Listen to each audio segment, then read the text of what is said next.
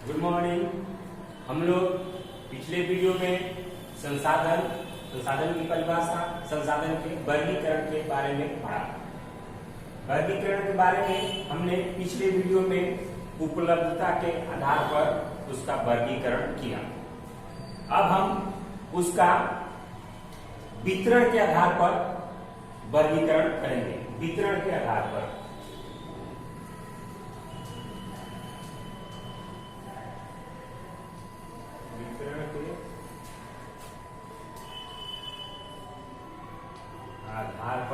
वर्गीकरण करें। वितरण के आधार पर भी संसाधन को दो भागों में बांटा गया है। पहला है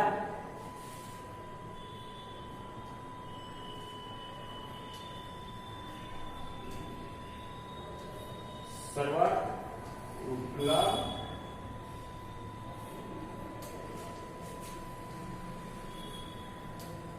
संसाधन। सर्वत्र उपलब्ध संसाधन। सर्वत्र मतलब सभी जगह, उपलब्ध मतलब जहां उपलब्ध हो, यानी वैसे संसाधन जो सभी जगह उपलब्ध होते हैं उस संसाधन को हम सर्वत्र उपलब्ध संसाधन कहते हैं। जैसे पवन, सौर ऊर्जा, ये सभी जगह उपलब्ध होते हैं। क्या लिखेंगे?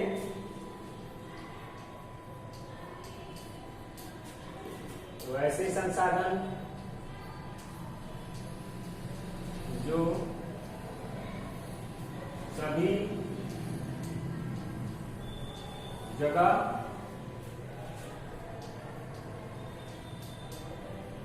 उपलब्ध होते हैं उन्हें सर्वत्र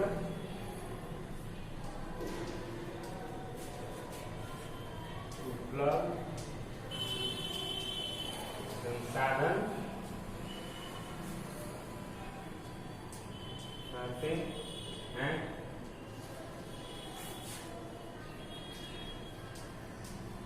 जैसे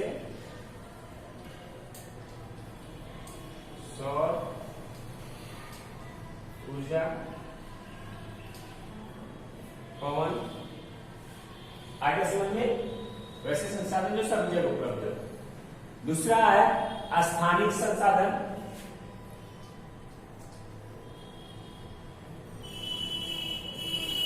स्थानिक संसाधन ऐसे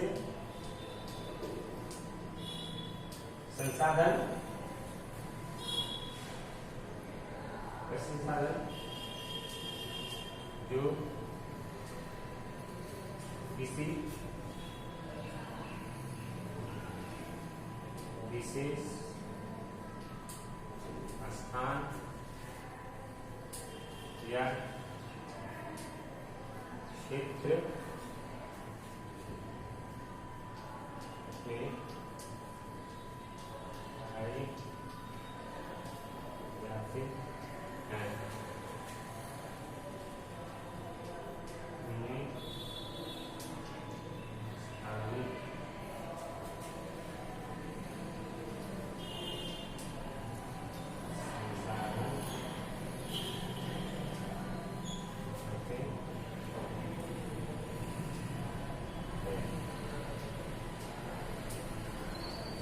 जैसे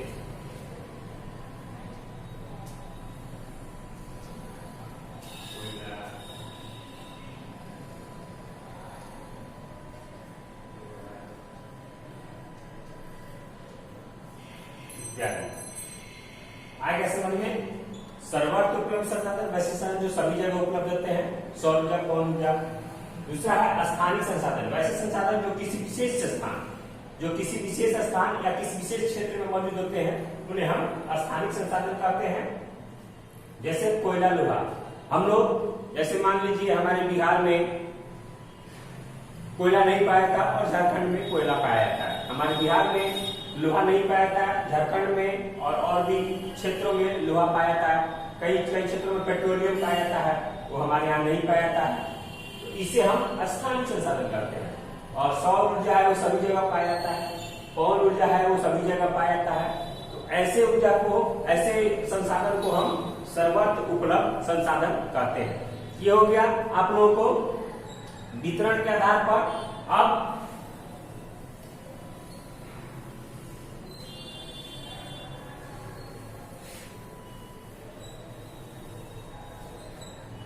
अब हम स्वामित्व के आधार पर,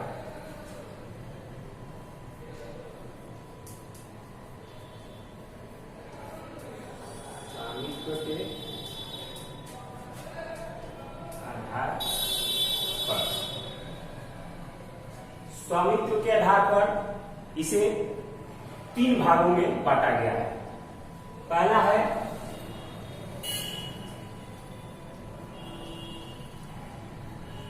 निजी संसाधन।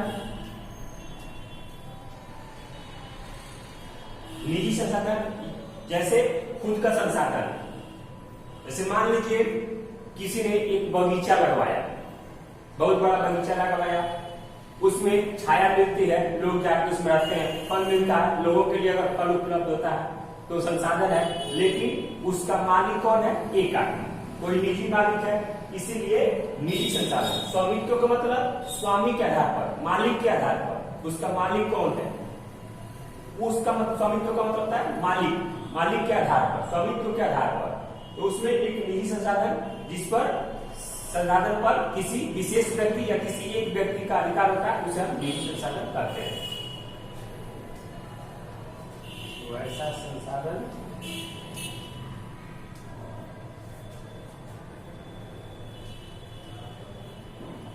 जिस पर किसी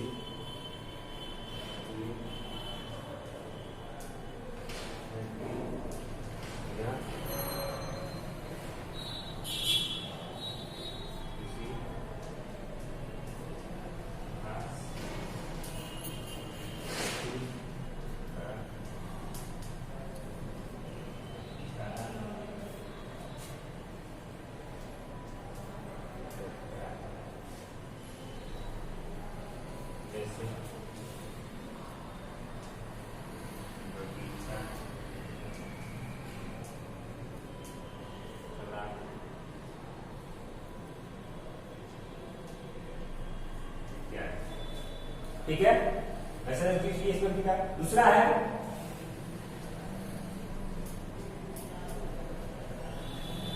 राष्ट्रीय संसाधन। राष्ट्रीय संसाधन यानी किसी देश का संसाधन। तो ये पहले जान लीजिए कि देश के अंदर जितने भी संसाधन है वो सारे राष्ट्रीय संसाधन के अंतर्गत आते हैं। देश के अंदर जितने भी संसाधन मौजूद हैं, वो निजी हो, व्यक्तिगत हो, कोई भी हो, प्राकृतिक हो, वो सब राष्ट्रीय संसाधन कहे जाते हैं। लेकिन उसके बाद देश के बाहर भी राष्ट्रीय संसाधन होता है। जैसे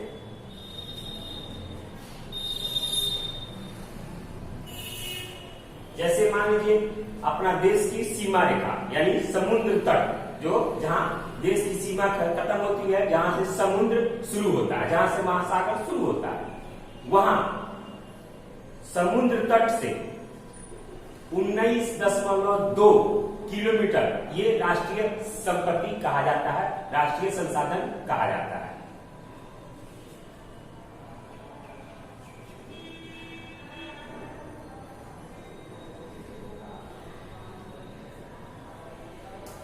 देश के अंदर उपलब्ध सभी संसाधन तथा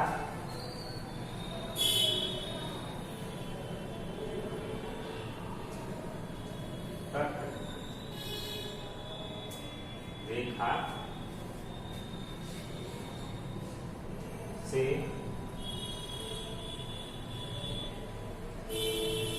200 किलोमीटर महासागरीय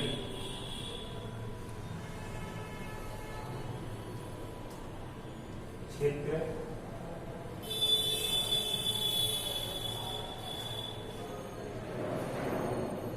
राष्ट्रीय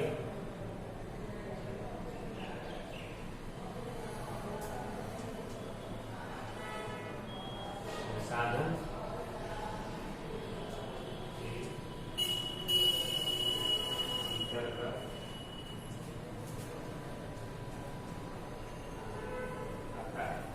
देखिए, देश के अंदर उपलब्ध सभी संसाधन तथा तट रेखा से, जहां हमारा सीमा है, से 200 किलोमीटर महासागरीय क्षेत्र, यानी जहां हमारे देश की सीमा है, जहां से महासागर शुरू होता है, वहां से देश की सीमा से, तट रेखा से 200 किलोमीटर महासागर में ये राष्ट्रीय संसाधन कहे जाते हैं। उसमें मैंने 19.2 कहा, तो 19.2 किलोमीटर जो है वो राष्ट्रीय संपत्ति कहा जाता है। राष्ट्रीय संपत्ति, वो राष्ट्रीय संपत्ति कहा जाता है, वो राष्ट्र का संपत्ति है। लेकिन तटरेखा से 200 किलोमीटर महासागरीय क्षेत्र वो राष्ट्रीय संसाधन कहलाता है। तीसरा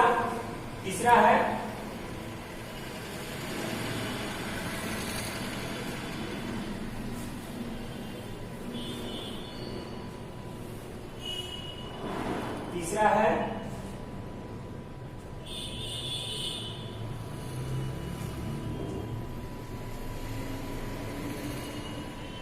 अंतरराष्ट्रीय संसाधन।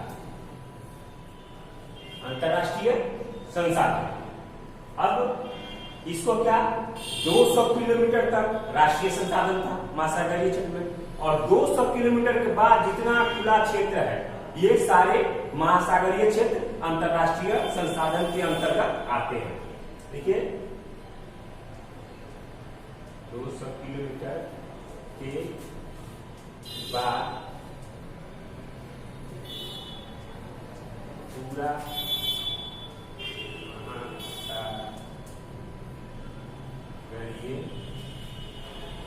महासागरीय क्षेत्र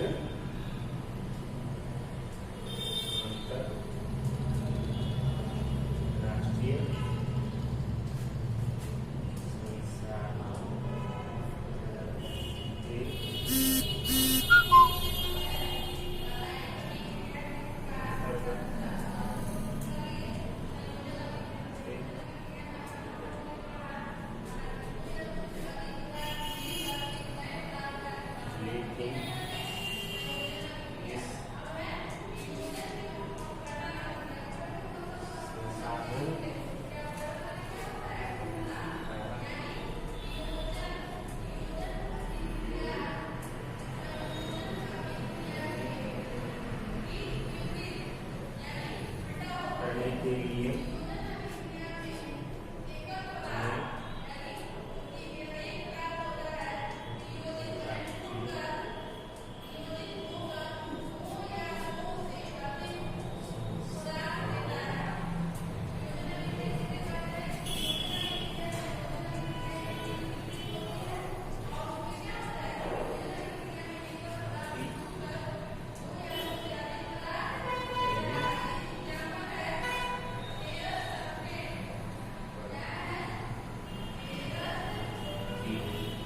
आगे समझ में 200 किलोमीटर तक राष्ट्रीय संसाधन और 200 किलोमीटर के बाद ये पूरा अंतरराष्ट्रीय संसाधन के रूप में आता है।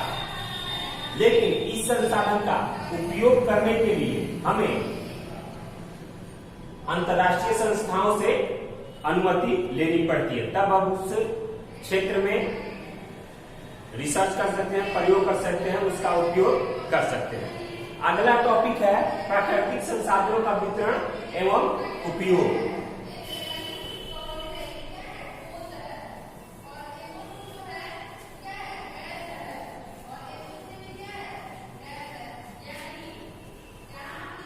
प्राकृतिक संसाधनों का वितरण एवं उपयोग।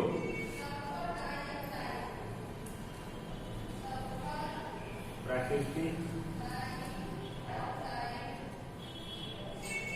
संसाधनों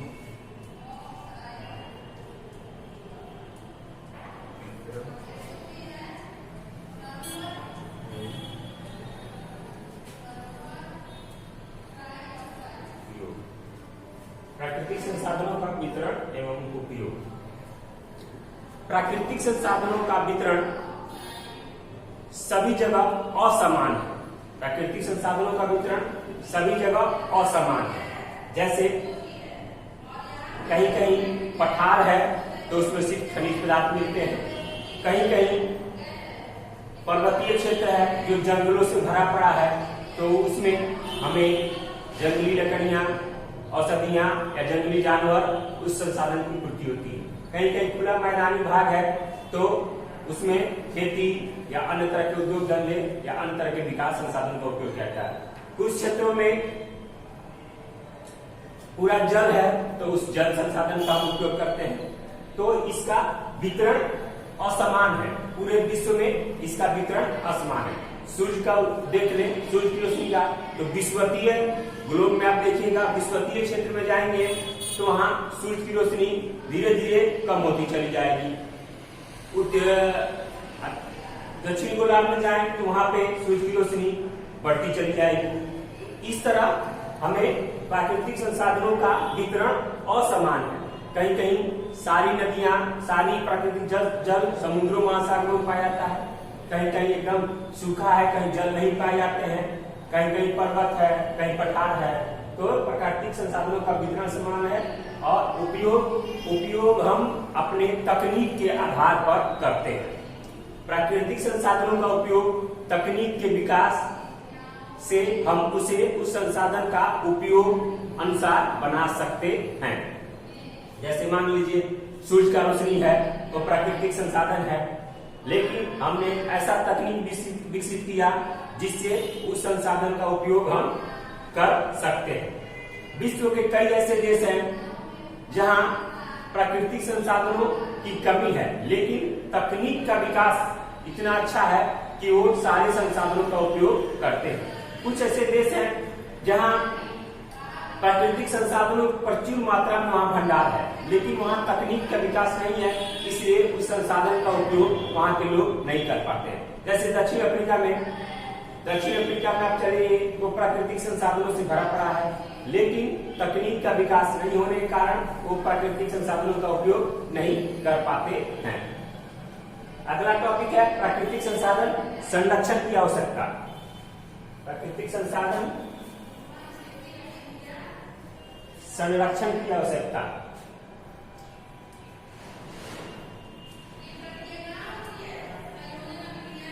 संरक्षण की आवश्यकता। देखिए, हम प्राकृतिक संसाधनों को संरक्षण की आवश्यकता बहुत ही अत्यधिक है। क्यों? संरक्षण क्या कहलाता है? संसाधनों का सही उपयोग, सही तरीके से उपयोग, ये संरक्षण, संसाधनों का संरक्षण कहलाता है। यानी सुनियोजित तरीके से उपयोग संसाधनों को संरक्षण कहलाता है। हमारे यहाँ देखिए, बड़े बड़े मिल मालिकों ने, बड़े बड़े लोगों ने, बड़े बड़े उद्योगपतियों ने संसाधनों का अपने मुनाफे के लिए, अपने लाभ के लिए उसका दोहन किया है, उसका बहुत ही अत्यधिक दुरुपयोग किया है। हम भी प्राकृतिक संसाधनों का बहुत अत्यधिक दुरुपयोग करते हैं। एक गिलास का, आधा गिलास का प्यास रहता है तो एक गिलास पानी लेते हैं, आधा गिलास पे करते हैं, आधा गिलास पीते हैं। वो जल है, पीने योग्य पानी कम है हमारे यहाँ, वो बर्बाद करते हैं।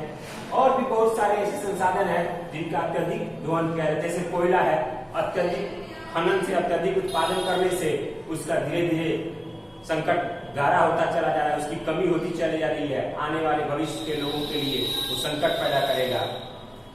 वैसे ही और भी बहुत सारे ऐसे संसाधन हैं जिनका दोहन किया जा रहा है, जिनको संरक्षण करना, जिनका सही तरीके से उपयोग करना, सही तकनीक का विकास करना, सही तकनीक से उस संसाधन का उपयोग करना हमारे लिए बहुत ही आवश्यक है। ये क्वेश्चन है आप लोगों में, इसको ध्यान से सुनिएगा, इसको लिखिएगा। संसाधनों का संरक्षण बहुत ही आवश्यक है। संरक्षण कीजिए।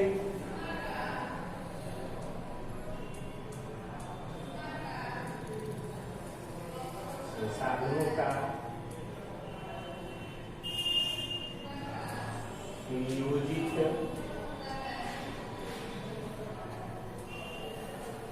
एवं सही उपयोग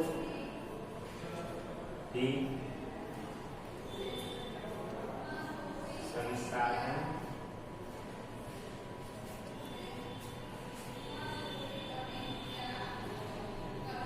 संरक्षण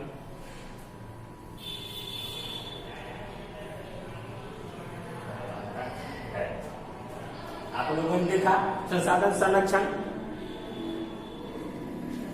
हमारे यहाँ बहुत सारे नर्मदा बचाओ अभियान, नर्मदा नदी को बचाने के लिए कुछ लोग आगे आए कि नहीं, इसका जल दूषित नहीं होने देना है। बहुत सारे आप देखे होंगे नदियों का जल दूषित चल रहा है, हमारे यहाँ गंगा का जल दूषित हो जा रहा है। कितने सारे कचरे, कंपनियों के गंदा पानी उसमें गिराया जाता है। खेतों में बहुत सारे अधिक दवाओं का, जहरीली दवाओं का, कीटनाशक दवाओं का छिड़काव किया जाता है, जो हमारे नदी तालाबों को गंदा कर रहे हैं, उसके जरिए जीव मर रहे हैं। उसके बाद हमारे यहाँ प्राकृतिक संसाधनों में कोयला का अत्यधिक उपयोग कर उसको हम बर्बाद कर रहे हैं। तो इस तरह संसाधनों का संरक्षण हमें बहुत जरूरी है। जैसे जंगल हो गए, आपने देखा होगा चिपको आंदोलन चलाया था सुंदरलाल बहुगुणा ने, वो पेड़ों से चिपक जाते थे कि नहीं, पेड़ों को नहीं काटना है। तो अत्यधिक आज देख रहे हैं अत्यधिक जंगलों में पेड़ों की कटाई हो रही है, चोरी हो रही है, पेड़ों की कटाई बहुत अधिक होती है। तो पेड़ों को बचाना जो हमारे लिए एक बहुत महत्वपूर्ण प्राकृतिक संसाधन प्रकृति ने हमको दिया है। एक लकड़ी से एक पेड़ है, जब तक छाया दे रहा है, फल दे रहा है, उसके बाद उसका फर्नीचर, जलावन के लिए कई कामों में पेड़ आता है। तो वो हमारे लिए वो संसाधन बहुत ही महत्वपूर्ण है। तो उस संसाधन को बचाना, हमारा सही उपयोग करना हमारे लिए बहुत ही उपयोगी है। दूसरी बात, अच्छे तकनीक का विकास करना, जिससे कि और खत्म होने वाले जो संसाधन है, समाप्त होने वाले जो संसाधन है, उसको बचाया जा सके, जो आगे वाली पीढ़ी के लिए हमें मिल सके, उनको उपयोग में आ सके। इसके लिए हमारे संसाधन को संरक्षण की बहुत ही आवश्यकता है। ऐसे संसाधनों का ऐसा विकास होना चाहिए जिसका लगातार उसका विकास होता चला जाए, विकास होता रहे। इसलिए संसाधनों का विकास होना बहुत ही आवश्यक है। अब इसमें आप लोगों को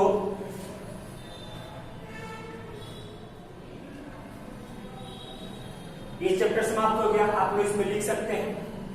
अगला आप लोगों को है objective type question.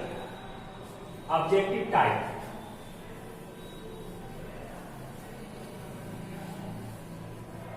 Objective type question है, टिक लगाने वाला है, भरने वाला है।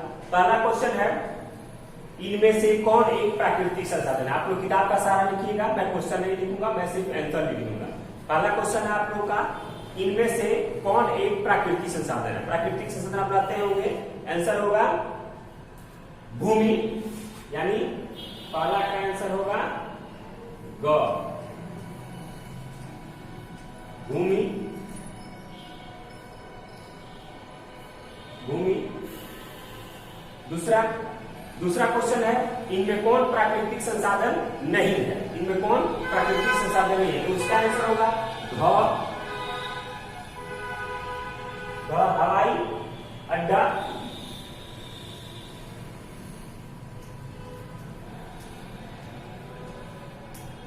हवाई अड्डा। जानते हैं हवाई अड्डा मनुष्य के द्वारा बनाया जाता है, मानवों के द्वारा निर्मित किया जाता है, इसलिए प्राकृतिक संसाधन नहीं है।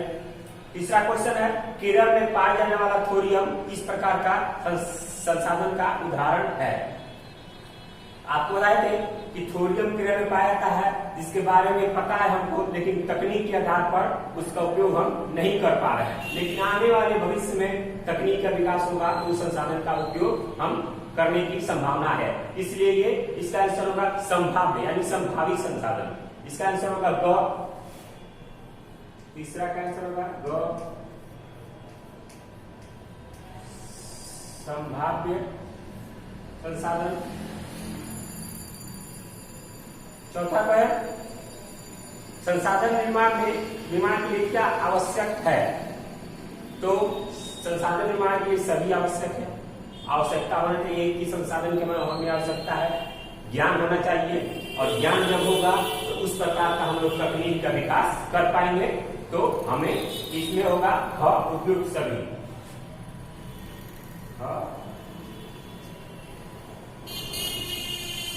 उपयुक्त सभी हो गया। आप लोग देख लिए। अब भरने वाला है। भरने वाला एक पहला क्वेश्चन है, डैश संसाधन क्षेत्र विकास के लिए आधार का काम करते हैं। डैश संसाधन क्षेत्र के विकास के लिए, तो ये हो गया है भरने वाला में, ये हो गया।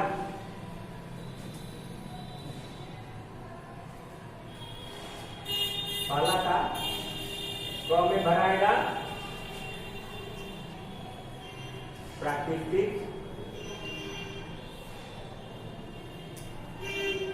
संसाधन,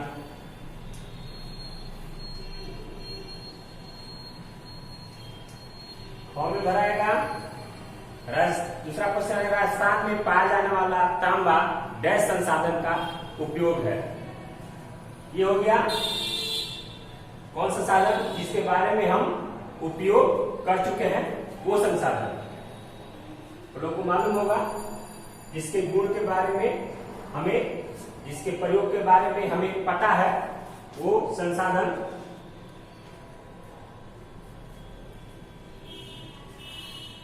ये हो जाएगा आप लोग का अनवीकरणीय संसाधन।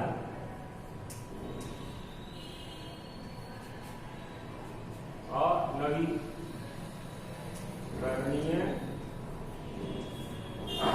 संसाधन।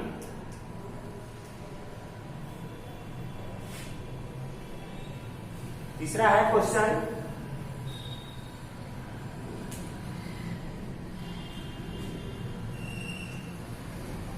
डैश एवं शारीरिक क्षमता मानव को संसाधन बनाने के लिए आवश्यक है। तो शारीरिक क्षमता और ज्ञान, शारीरिक क्षमता और ज्ञान, यानी ज्ञान और शारीरिक क्षमता, यानी शरीर की बनावट और ज्ञान, दिमाग, ये होना बहुत जरूरी है किसी भी क्षमता मानव को संसाधन बनाने के लिए। इसलिए मानव जब किसी संसाधन का उपयोग करता है या बनाता है तो उसके लिए ज्ञान, शारीरिक क्षमता होना चाहिए, तभी वो तकनीक का विकास कर पाएगा और तब किसी संसाधन का उपयोग कर पाएगा। अगला आप लोगों को लघुत्तरीय, इसमें संसाधन की परिभाषा आप लोगों को लिखाया गया है। संसाधन के वर्गीकरण के प्रमुख आधार कौन कौन से, ये भी लिखाया गया है। प्राकृतिक संसाधन का संरक्षण क्यों जरूरी है, ये भी बताया गया। अभी बताया संसाधनों का संरक्षण क्यों आवश्यक है। नवीकरणीय संसाधन जिसे कहा जाता है, मैंने लिखवाया था। प्राकृतिक संसाधन के वितरण में असमानता के प्रमुख कारण लिखे।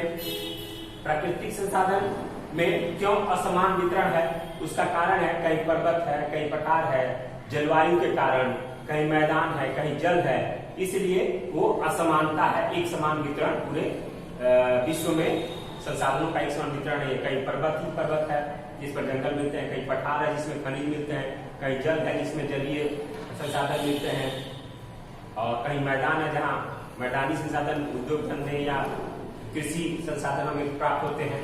तो असमान वितरण है सब जगह संसाधन का, इसलिए एक तरह का संसाधन नहीं पाया था, असमान वितरण है। अगला चैप्टर, अगला क्वेश्चन है चौथा में, प्राकृतिक संसाधन का वर्गीकरण। प्राकृतिक संसाधनों का वर्गीकरण मैंने लिखा दिया है। संसाधन बनाए जाते हैं, उदाहरण द्वारा बताएं इसको। तो संसाधन सही बात है बनाए जाते हैं जब हमें जिस संसाधन की आवश्यकता पड़ती है तो तकनीक का विकास होता है, तकनीक का आविष्कार होता है और उससे हम संसाधन को उपयोग लायक बना सकते हैं। जैसे मान लीजिए हमारे अभी के जीवन में मोबाइल की आवश्यकता पड़ी, जरूरत पड़ी, तो मानव ने मोबाइल बनाया, उस संसाधन का उपयोग हम कर रहे हैं।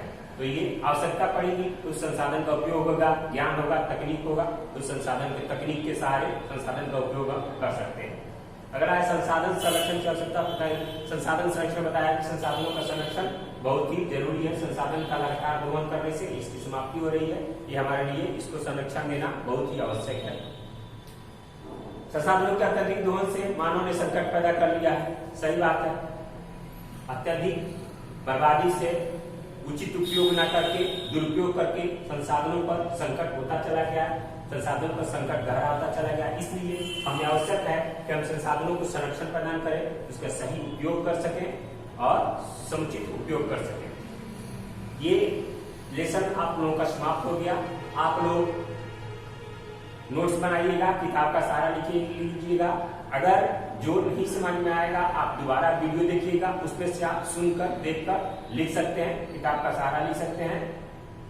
अगले वीडियो में मैं अगले लेसन के बारे में आपको पढ़ाऊंगा। धन्यवाद।